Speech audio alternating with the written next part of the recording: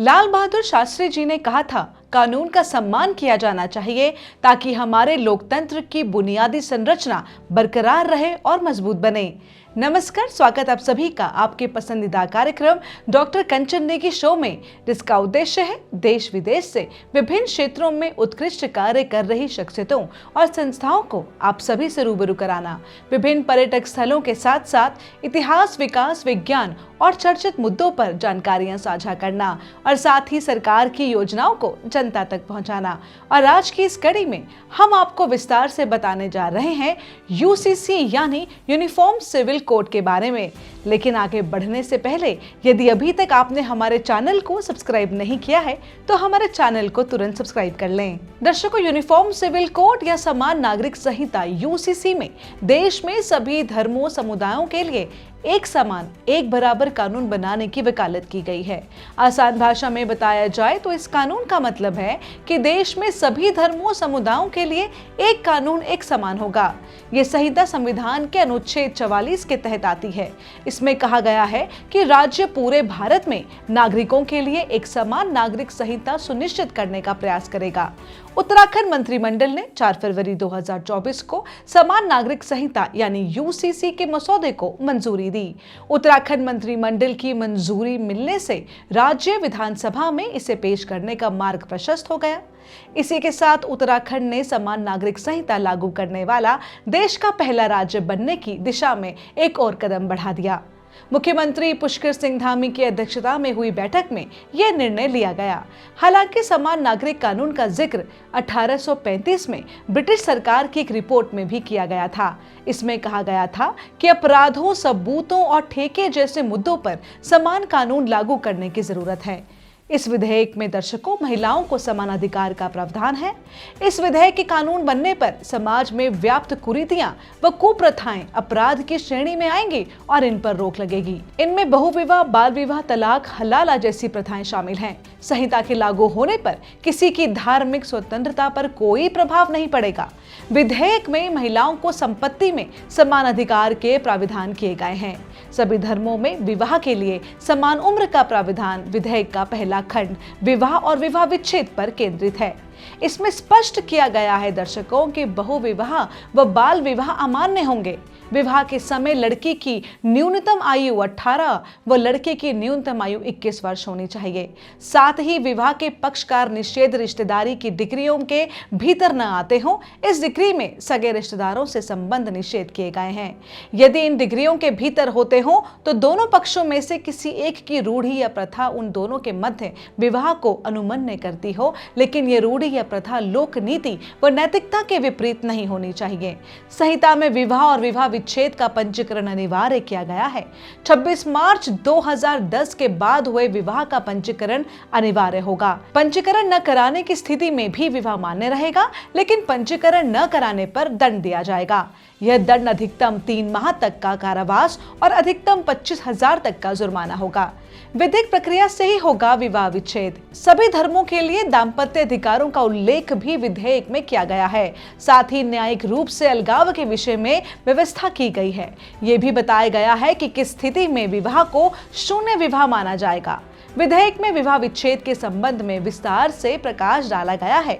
कोई भी संहिता में उल्लिखित प्राविधानों के अलावा किसी अन्य प्रकार से विवाह विच्छेद नहीं कर सकेगा। इस व्यवस्था से एक तरफा मनमाने तलाक की प्रथा पर रोक लग जाएगी। दर्शकों, यही नहीं, विवाह विच्छेद के संबंध में याचिका लंबित रहने पर भरण पोषण और बच्चों की अभिरक्षा के संबंध में प्रावधान किए गए हैं। संहिता में उल्लिखित धाराओं का उल्लंघन करने पर 6 माह तक का कारावास व 50,000 रुपए जुर्माने की व्यवस्था की गई है। विवाह विच्छेद के मामलों में 3 वर्ष तक का कारावास होगा। पुनर्विवाह के लिए यदि कोई तय नियम का उल्लंघन करता है तो वह 1 लाख रुपए तक का जुर्माना और 6 माह तक के कारावास का भोगी होगा। उत्तराधिकार में महिलाओं को समान अधिकार की बात इसमें की गई है। विधेयक के दूसरे खंड में उत्तराधिकार का विषय समाहित है। उत्तराधिकार के सामान्य नियम और तरीकों को विधेयक में स्पष्ट किया गया है। इसमें संपत्ति में सभी धर्मों की महिलाओं को समान अधिकार दिया गया है। यह स्पष्ट किया गया है कि सभी जीवित बच्चे, पुत्र अथवा पुत्री संपत्ति में बराबर के अधिकारी होंगे। दर्शकों, यदि कोई व्यक्ति अपना कोई इच्छा पत्र यानी वसीयत नहीं बनाता है और उसकी कोई संतान अथवा पत्नी नहीं है तो वहां उत्तराधिकार के लिए रिश्तेदारों को प्राथमिकता दी जाएगी। इसके लिए भी विधेयक में सूची निर्धारित की गई है। विधेयक में उत्तराधिकार के संबंध में व्यापक प्राविधान किए गए हैं। इसमें कुल 328 धाराएं रखी गई हैं। दर्शकों, यही नहीं, इस विधेयक का तीसरा खंड सहवासी यानी लिव इन रिलेशनशिप पर केंद्रित किया गया है। इसमें लिव इन रिलेशनशिप के लिए पंजीकरण अनिवार्य किया गया है। यह स्पष्ट किया गया है कि इस अवधि में पैदा होने वाला बच्चा वैध संतान माना जाएगा। उसे वे सभी अधिकार प्राप्त होंगे जो वैध संतान को प्राप्त होते हैं। इसमें निषेध डिग्री के भीतर वर्णित संबंधों को लिव इन में रहने की अनुमति नहीं दी जाएगी। यह उन पर लागू नहीं होगा जिनकी रूढ़ी और प्रथा ऐसे संबंधों में उनके विवाह की अनुमति देते हों। यद्यपि ऐसी रूढ़ी और प्रथा लोकनीति और नैतिकता के विपरीत नहीं होनी चाहिए। युगल में से किसी एक पक्ष के नाबालिग होने अथवा विवाहित होने की स्थिति में लिव इन की अनुमति नहीं दी जाएगी। लिव इन संबंध कोई भी पक्ष समाप्त कर सकता है। यद्यपि इस स्थिति में उसे संबंधित क्षेत्र के निबंधक को जानकारी उपलब्ध करानी होगी। साथ ही दूसरे सहवासी को भी इसकी जानकारी देनी होगी। दर्शकों, सजा व जुर्माना की बात करें तो दोनों का प्राविधान लिव इन में पंजीकरण न कराने पर अधिकतम 3 माह का कारावास और 10,000 रुपए तक के जुर्माने का प्रावधान है।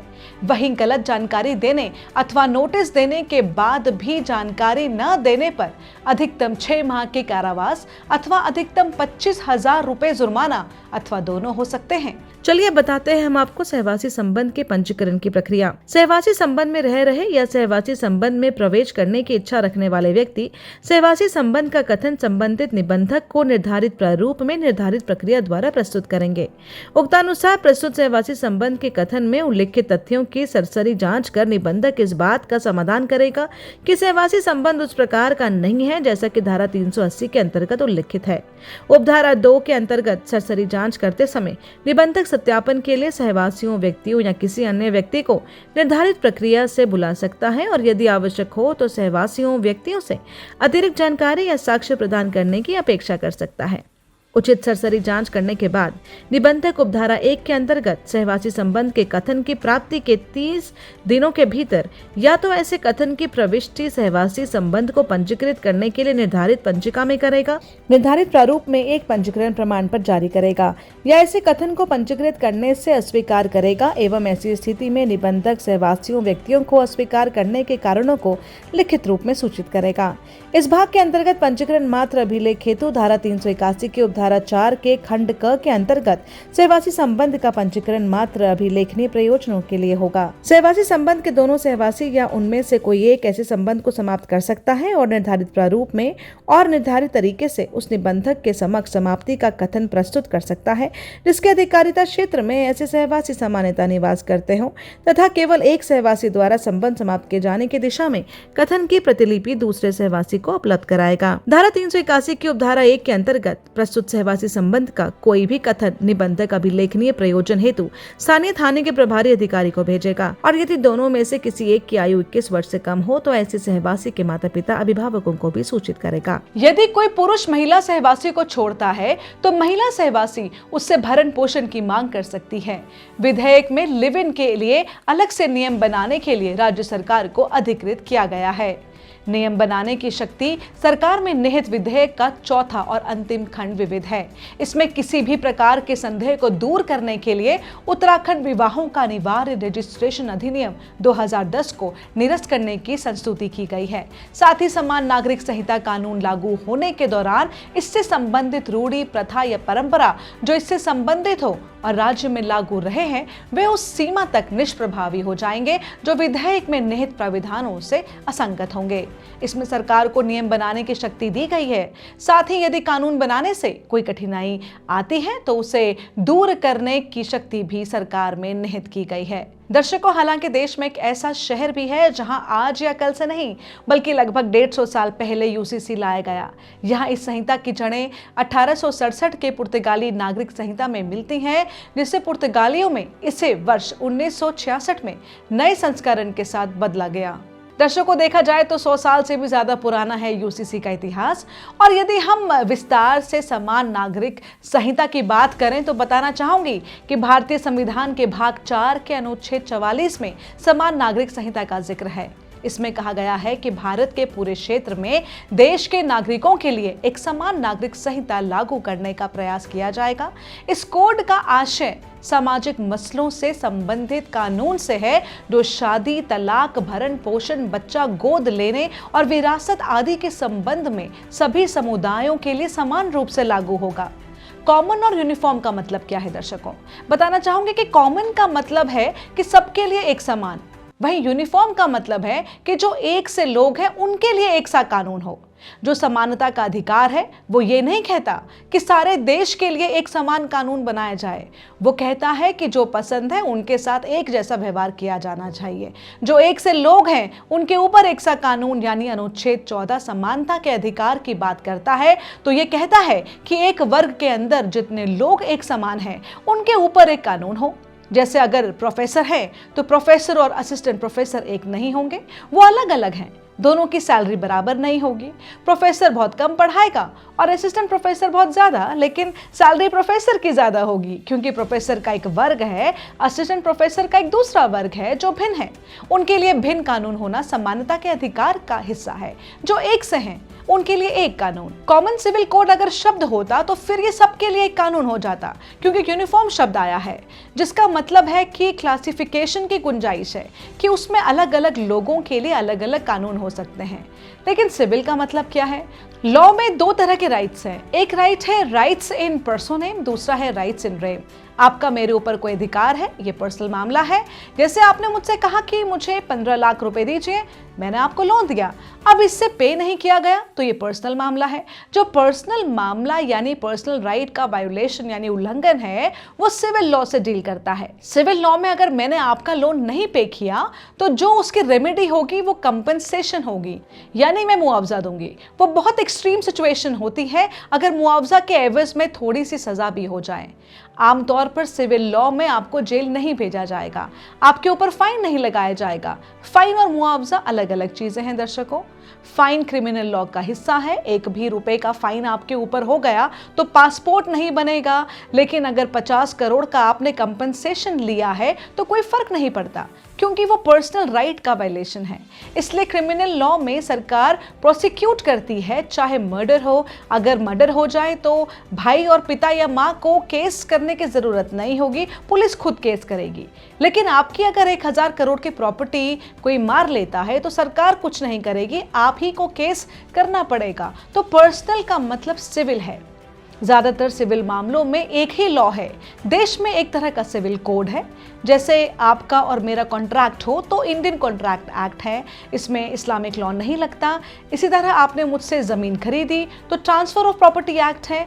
इसी तरह हमने और आपने कोई पार्टनरशिप की तो पार्टनरशिप एक्ट है। हमने और आपने कोई और सिविल मैटर में कंपनी बनाई तो एक ही लॉ है। तो बहुत निजी मामलात हैं, सिविल में भी बहुत कम है। सिर्फ शादी, ब्याह, तलाक, इनसे रिलेटेड मामलों में पर्सनल लॉ लगता है दर्शकों। चलिए अब जानते हैं कि कोड का क्या मतलब है। दर्शकों, कोड का मतलब बहुत लोग ये समझते हैं कि एक ही कानून बन जाए, उसे कोड कहते हैं। लेकिन एक ही कानून कोड नहीं है। इंडियन पीनल कोड ये कानून है पर्सनल लॉ का, जिसमें जनरल लॉ देश का, जैसे मर्डर क्या है, डकैती क्या है, रेप क्या है, इसके बारे में बताया गया है। लेकिन हमारे देश में कम से कम 3 से 4 हज़ार कानून होंगे जो क्रिमिनल लॉ से डील करते होंगे। इसी तरह फूड अडल्ट्रेशन का लॉ है, ये क्रिमिनल लॉ का हिस्सा है, लेकिन इंडियन पीनल कोड में नहीं है। एक लॉ होना कोड के लिए ज़रूरी नहीं है। कोड में भी कई लॉ हो सकते हैं, जैसे हिंदू कोड बिल, ये एक लॉ नहीं है। उसमें हिंदू मैरिज एक्ट है, अलग कानून। एक उसमें Hindu guardianship and adoption act है, अलग कानून। इसके अलावा भी बहुत से लॉज हैं, कई लॉज मिलकर भी कोड हो सकते हैं दर्शकों। और दर्शकों, फिलहाल समय हो चला है अब सभी से विदा लेने का। चलते चलते कहना चाहूंगी, मानव को हो मानव प्यारा, एक दूजे का बने सहारा, छोड़कर जाति छुआछूत को फैलाना है भाईचारा। ऊंच नीच की दीवारों को आओ आज गिरा डालें, मानवता हो धर्म हमारा, ये पैगाम फैला डालें। और इन्हीं पंक्तियों के साथ और इस उम्मीद के साथ कि डॉक्टर कंचन नेगी शो की टीम फिर हाजिर होगी अगले शनिवार रात 9 बजे सिर्फ उत्तराखंड हेरिटेज मीडिया पर। अब फिलहाल हमारी टीम को और मुझे यानी डॉक्टर कंचन नेगी को दीजिए इजाजत। नमस्कार। महिला सशक्तिकरण एवं बाल विकास विभाग उत्तराखंड के 105 परियोजना में संचालित आधार किट के माध्यम से आंगनबाड़ी केंद्रों में पंजीकृत लाभार्थियों यानी 6 माह से 6 वर्ष के बच्चों और महिलाओं के आधार पंजीकरण एवं आधार कार्ड में संशोधन का कार्य किया जा रहा है, जिससे कि लाभार्थियों को योजनाओं का लाभ ससमय पर मिल सके। बच्चों का आधार पंजीकरण निःशुल्क किया जाता है, जबकि महिलाओं का आधार संशोधन उत्तराखंड सरकार द्वारा निर्धारित शुल्क ₹50, आधार अपडेट, फोन नंबर, पता और ₹100 बायोमेट्रिक अपडेट, फोटो, फिंगरप्रिंट के लिए चार्ज किया जाता है। तो आप भी तुरंत नजदीकी परियोजना या अपने विकासखंड में जाकर इस सुविधा का लाभ उठा सकते हैं। सौजन्य से महिला सशक्तिकरण एवं बाल विकास विभाग उत्तराखंड। उत्तराखंड हेरिटेज मीडिया उत्तराखंड का प्रख्यात सोशल मीडिया प्लेटफॉर्म और मीडिया हाउस। जुड़ने के लिए YouTube चैनल को सब्सक्राइब करें।